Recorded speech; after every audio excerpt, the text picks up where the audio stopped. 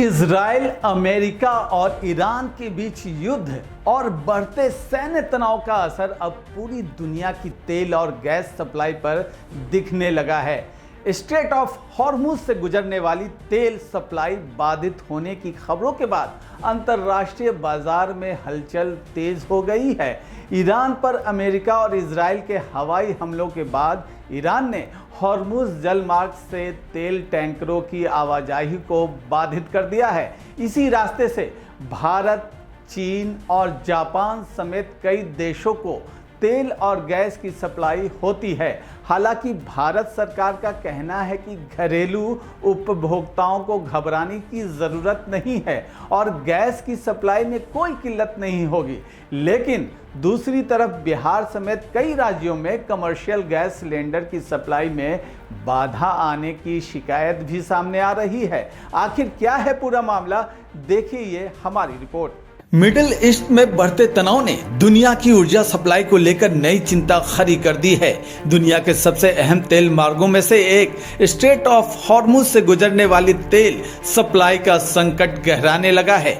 दरअसल ईरान पर अमेरिका और इजराइल के हवाई हमलों के बाद ईरान ने इस रास्ते से गुजरने वाले तेल टैंकरों की आवाजाही को बाधित कर दिया है। इससे क्या असर पड़ा है, इसे समझिए। हॉर्मुज जलमार्ग दुनिया की ऊर्जा सप्लाई का बेहद अहम रास्ता है। यहीं से होकर भारत, चीन और जापान समेत कई देशों को तेल और गैस की सप्लाई होती है।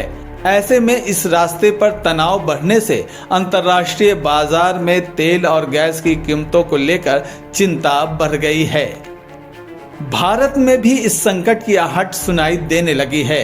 बिहार समेत कई राज्यों में कमर्शियल गैस सिलेंडर की सप्लाई प्रभावित होने की शिकायतें सामने आई हैं। पटना से लेकर अयोध्या तक कई जगहों पर लोग सुबह से ही गैस एजेंसियों के बाहर लाइन लगाते दिखाई दिए। खास तौर पर होटल, ढाबों और रेस्टोरेंट के कारोबार से जुड़े लोगों की परेशानी बढ़ गई है। जो रेट पहले ही से बढ़ा हुआ है उसका तो मतलब पूर्ति नहीं हो पा रहा है, और बढ़ के जो रेट होगा तो कितना मतलब पब्लिक पर असर पड़ेगा उसका वो तो वही जानेगा। सीधा कितना गैस का दाम हो गया, कितना 900 कुछ रुपया रेट हो गया, उतना ही तो हाँ 1000 पार होगा तो कहाँ से आदमी कुछ कर पाएगा। उसका तो ऐसा नहीं होना चाहिए, रेट नहीं बढ़ना चाहिए। ये तो गलत। हाँ ये तो गलत है, रेट नहीं बढ़ना चाहिए। ये सब के लिए सरकार इस पर ध्यान देना चाहिए। सरकार को चाहिए कि इस पर विशेष ध्यान देने के लिए, इसलिए गरीब अमीर सभी के लिए ये जो है गैस जो है सभी के लिए, सभी ज़रूरतमंद का चीज़ है, इसलिए इसको रेट नहीं बढ़ना चाहिए। ये तो मोदी का करिश्मा है। करिश्मा इसलिए मैं कह रहा हूँ कि जो गैस अभी महंगा होना खरीद भी नहीं हुआ है और ख़रीदने से पहले भारत सरकार अपना रेट बढ़ा दी है, तो ये मोदी का करिश्मा ही है। क्योंकि जो गैस में दाम बढ़ने की बात है, गैस जहाँ से सप्लाई होता है, जहाँ से आता है, वो महंगे दर में अभी क्रय नहीं हुआ है। अभी जो पूरे विश्व में युद्ध छिड़ा हुआ है, इसका तो दुष्परिणाम तो झेलना है। और उससे ज़्यादा है कि इनके जो अंबानी हैं और अडानी हैं, जो गैस के बड़े बड़े संयंत्र लगाए हुए हैं, उनको बिफोर फ़ायदा इन्होंने दे दिया है कि अभी गैस खरीद नहीं हुई और महंगा कर दिया गया। ये तो मोदी का ही करिश्मा है और ये करिश्मा लगातार चलता रहेगा जब तक मोदी से मुक्ति नहीं होती। इस बीच भारत के पेट्रोलियम मंत्री हरदीप सिंह पुरी ने स्थिति को लेकर भरोसा दिलाया है।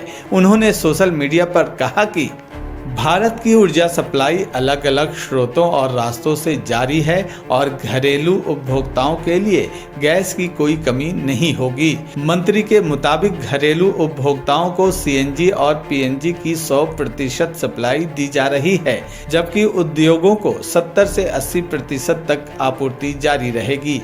हालांकि अंतर्राष्ट्रीय स्तर पर हालात तेजी से बदल रहे हैं। ऐसे में आने वाले दिनों में मध्य पूर्व के इस तनाव का असर दुनिया की ऊर्जा सप्लाई और कीमतों पर कितना पड़ेगा, इस पर सबकी निगाहें टिकी हुई हैं। तो NBC 24 पर लगातार खबरों का सिलसिला जारी है। ऐसे ही तमाम खबरों के लिए हमारे साथ जुड़े रहे, क्योंकि यहाँ खबरों का सिलसिला कभी रुकता नहीं है। फिलहाल दीजिए मुझे इजाज़त। नमस्कार।